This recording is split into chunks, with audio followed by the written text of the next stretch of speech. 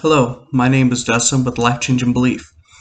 Recently I did a video on what is the gospel. Well, today I wanted to continue that. I wanted to go through and continue it by following up with the question, how many ways are there to heaven? A while back I was talking with a neighbor of mine and he mentioned, we can all get to heaven our own way. Some people get to heaven the Christian way, some people get to heaven the Muslim way. But today I wanted to talk about, according to the Bible, how many ways are there really to heaven? Some people may find it controversial, but at the end of the day, according to the Bible, there's only one way. So I wanted to go through just a couple different scripture passages so we can discuss this a little more in depth. John 14:6 says, Jesus said to him, I am the way, the truth, and the life. No man comes unto the Father except through me.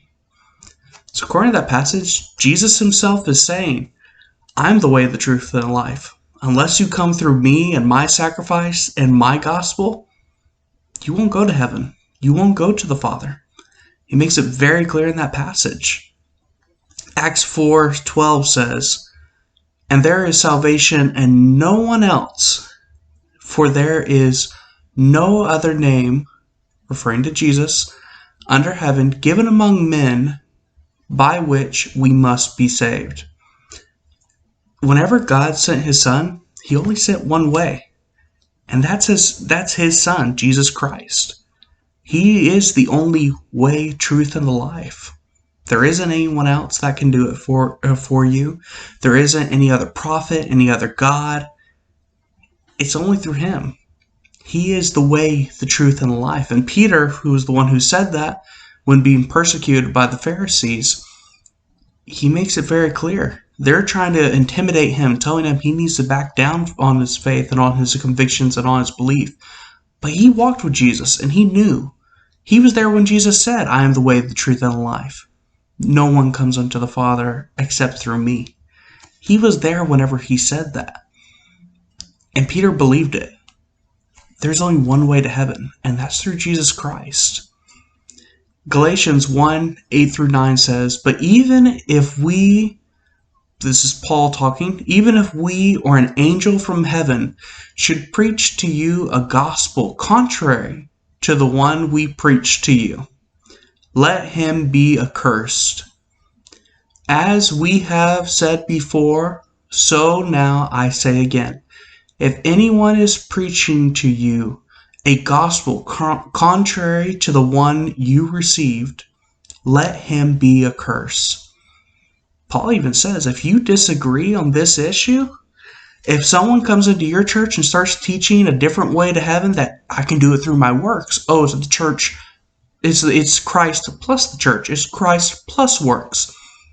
Anytime that you go through and you hear someone say something along those lines, or we can all get to heaven our own way, Paul says that person's going to be accursed.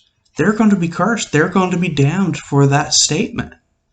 It's harsh to hear it, but that's the truth.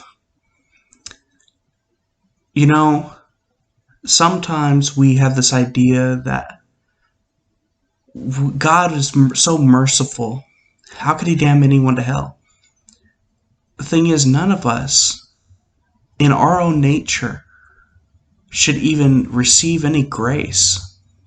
But it's because God is gracious and because he's loving, he saves us. All we have to do is believe on him. That's all we have to do. Just believe on him. A while back, I was reading through the book of Ecclesiastes, and I was listening to a podcast. I can't remember the name of the person who did it, but I was listening to a podcast, and he was giving a little commentary through it.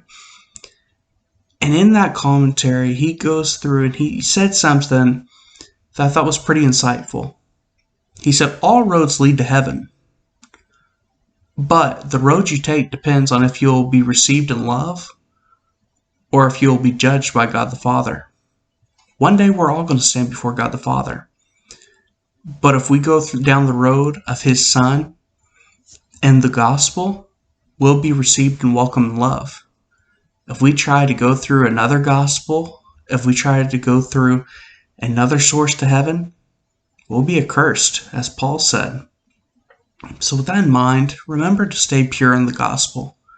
Keep the gospel focused. Have a life-changing belief in the gospel.